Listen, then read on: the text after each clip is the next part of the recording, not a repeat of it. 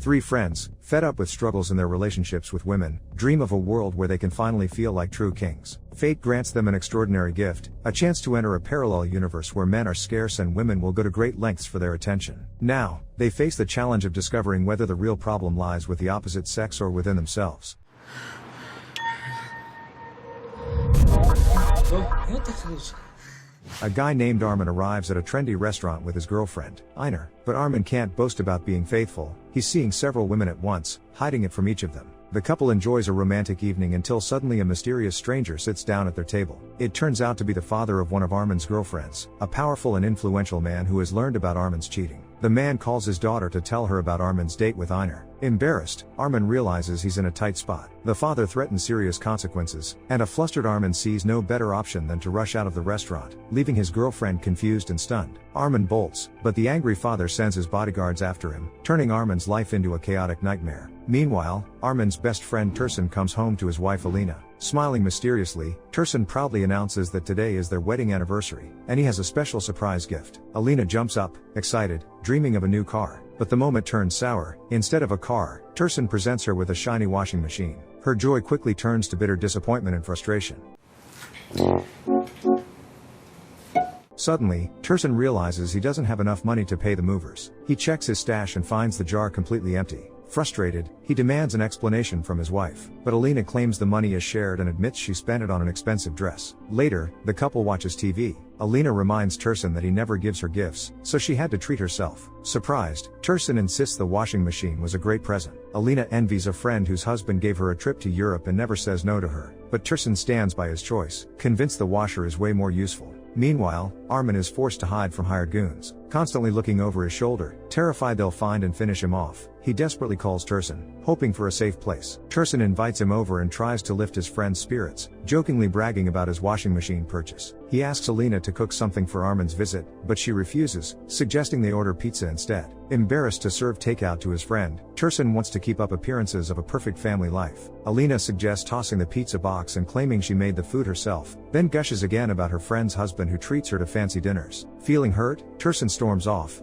but Alina reminds him to take out the trash. Annoyed, Tursun complies. Outside, he stumbles upon Armin hiding behind a trash bin. Surprised by his friend's odd behavior, Tursun assumes he's just getting some fresh air after a tough day. Still upset with his wife, Tursun doesn't want to bring Armin home but keeps up the perfect family act. Pretending Alina is throwing a party to celebrate the new gift, he decides to take Armin to a bar. They spot Timur, a local taxi driver, and jump into his tricked-out old car. Timur agrees to drive them for $1,000, and when his friends complain about the high price, he starts boasting about his ride. On the way, Tursun finally asks what Armin was doing behind the trash bins. Armin tells him about the influential father of one of his girlfriends, and Tursun urges him to settle down and get married. Tursun claims family life is wonderful, though he doesn't really believe it himself. Suddenly, he remembers he forgot to tell Alina he'd be gone a while and decides to call her. He keeps pretending everything's great between them, but Alina doesn't even listen and coldly hangs up on him.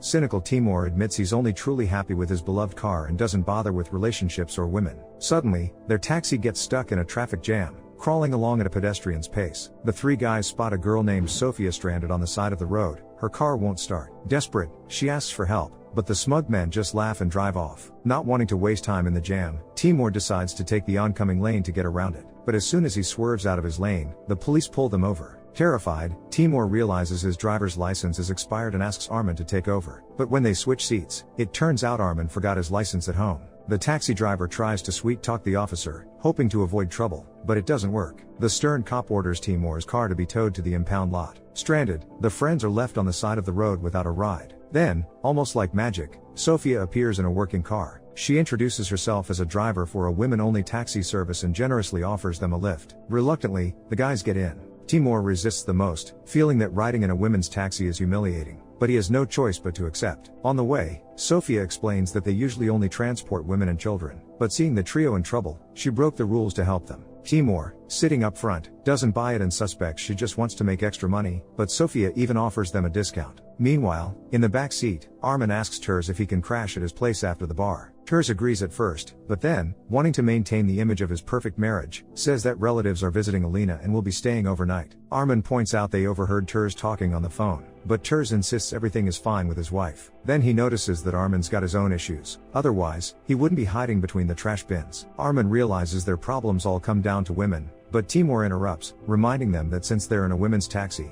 maybe they should be blaming other men, like the cop who took Timur's car. Suddenly, Armin jokes about an ideal world with no fathers or brothers protecting girls, no men at all. Then he wouldn't have to hide from gangsters. Turs shares that Alina constantly compares him to her friend's husband, a problem that wouldn't exist if there weren't other men around. Sophia listens carefully and offers to show them a world ruled by women. The skeptical men don't believe such a place exists. Soon, she drops them off near the bar, and doesn't even charge them. The friends part ways. Timur heads off on his own, while Tursun and Armin head to a bar where a crowd of women is watching women's soccer and cheering for the national team. The men step inside and freeze in amazement. The bar is packed with women who greet them like superstars.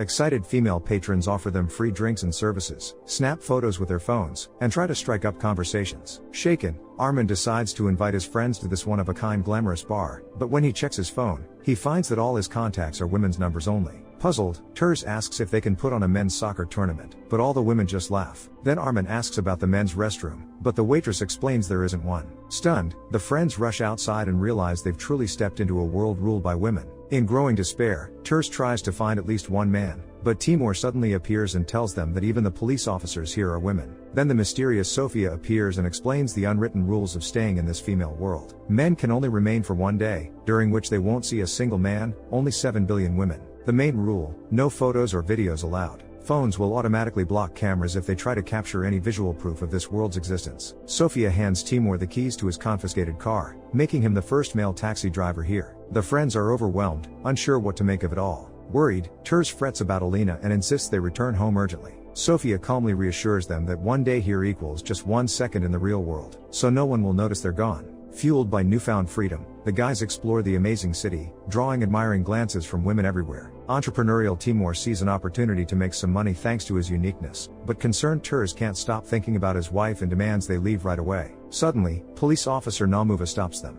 Panicked, Timur tries to distract her again, but she orders him out of the car. Unexpectedly, Namuva kisses him, then quickly apologizes for breaking protocol and lets him go. The stunned men then head to a nightclub, where they're treated like true celebrities. Turs, Armin, and Timur bask in the strange attention.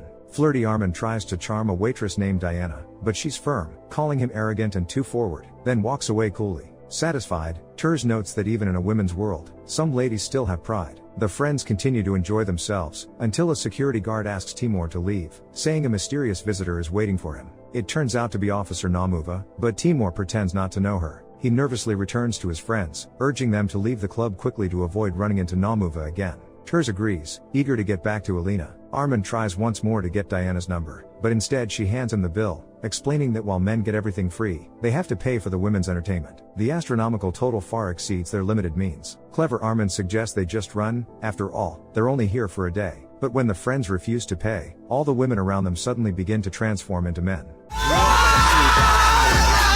Desperate men scramble to find Sophia, who delivers a harsh ultimatum. They must grant every wish and command of the women. Fail to comply, and the women will turn into men forever. Even worse, in just 24 hours, when Sophia is set to take her friends away, the world will become permanently and unnaturally male-dominated. For now, Sophia gives the men a break. They've used their one chance to learn they simply cannot refuse a woman's request. After the men transform back into women, they pay the bill and agree to stay out of sight for the day, so no one can make any demands of them. But at that moment, Timur spots Namuva leaning against his car. She invites him on a spontaneous romantic night drive through the city. The resigned cab driver knows he can't say no. The next morning, Timur finally slips away from a persistent policewoman. Turs wakes up at home to find Alina has turned into the perfect wife and homemaker, cooking delicious meals, indulging his every ridiculous whim, and acting sweet and compliant. Curious, Turs asks if she'd like a washing machine as a gift. Alina assures him she'd be over the moon. Then she suggests inviting Armin over for dinner, and of course, Turs agrees. She calls Armin, who reluctantly accepts, even though he planned to spend the day hiding from women.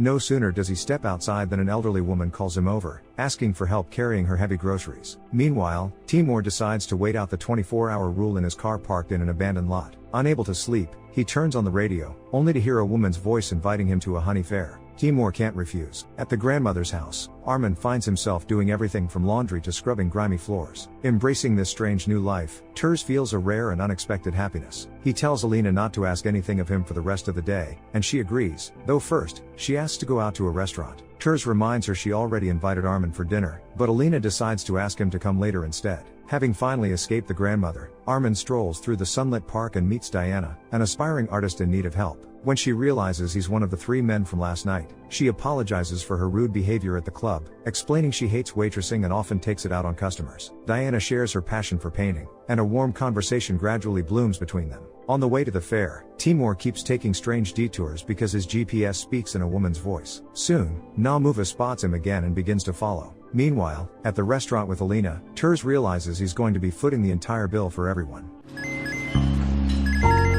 But then new guests arrive. They're there to celebrate a birthday. Turs offers them his table, and he and Alina graciously leave. Armin and Diana spend time together in a cozy cafe, but soon Armin remembers he promised to buy spices for dinner with Turs and Alina. He hurriedly rushes off to the store, leaving Diana alone. On his way, he's invited into a modern beauty salon and ends up having to go in. Meanwhile, Turs and Alina grab some pigs in a blanket and head to the spot where they had their first date. They reminisce about the nostalgic past and enjoy a sunny perfect day together. When Namuva catches up to Timur, she decides to take him to a hotel where they can hold an interrogation without interruptions. Timur pretends there's a fire by setting off the fire alarm, forcing all guests to evacuate. Just as he tries to escape via the elevator, Namuva is right behind him, and the elevators are shut down during the alarm. Later, Armin calls Alina and finds out the spices are no longer needed. He wants to go back to Diana, but the same elderly lady shows up asking for a surprise massage. As he finishes, the old woman's granddaughter arrives, and it's Diana. Seeing the young couple off for a walk, the grandmother warns them not to kiss. She's read in books that men always try to sneak forbidden kisses. Armin asks Diana to paint a self-portrait since he can't take her photo. Diana suggests doing it on the quiet rooftop where no one will disturb them. They share a romantic moment, and just as Armin leans in to kiss her, he pulls back. He explains he has to obey the women's wishes, and the grandmother specifically said no kissing. When Diana finds out Armin is caught up in some silly game, she gets upset. She even jokingly tells him to jump off the dangerous roof, and Armin almost does, but a little girl down below begs him not to jump, and he steps away from the edge. Disappointed, Diana walks away. After spending a full day in the women's world, the friends regroup and start waiting for Sofia. Timur and Armin didn't like it there, but Turs felt like a confident real man. When the taxi driver arrives, the smitten Armin realizes he has to take Diana with him. He impulsively steals Sofia's car and heads to the grandmother's place. The old woman cheerfully sees the guys off to Diana's apartment, but Diana doesn't want to talk to Armin. All he keeps as a bittersweet memento is her portrait. Back with Sofia, she says their time to return to their world is up. Angry, Sofia wants to leave them in the strange male world as punishment. The repentant men beg for mercy, apologize, and convince her to send them home. Sofia grudgingly relents and returns them to the familiar real world. Back in reality, the changed friends are completely different people. When a girl asks for help with her car, they happily give her a quick push. Timur even smiles when he sees a uniformed male police officer. When he goes to pick up his car from the impound lot, he runs into Namuva. She genuinely admires his shiny car, and Timur realizes she's exactly the kind of woman he truly needs. They start dating, and Timur even buys a security guard costume uniform for their playful role-playing games. The transformed Tursun gives Alina flowers and sells a washing machine to their neighbor, whose wife was friends with Alina. From the neighbor, Tursun learns that Alina's friend was just bragging. They never actually traveled to Europe. Wanting to surprise his wife, Tursun buys tickets to Paris but first arranges a lovely romantic date at the very spot where they had their first date. Persistent Armin searches everywhere for Diana but comes up empty. So, he decides to finish her self-portrait and goes to the art school. There, he unexpectedly runs into Diana and begins winning her heart all over again. The film ends on a hopeful note. Armin and Diana reunite, and all the characters find peace and genuine harmony in their relationships. What do you think? Will the characters really stay changed after a lesson like that? And would you want to live in a world run by women? Share your thoughts in the comments down below, smash that like button, and don't forget to subscribe. Catch you in the next videos.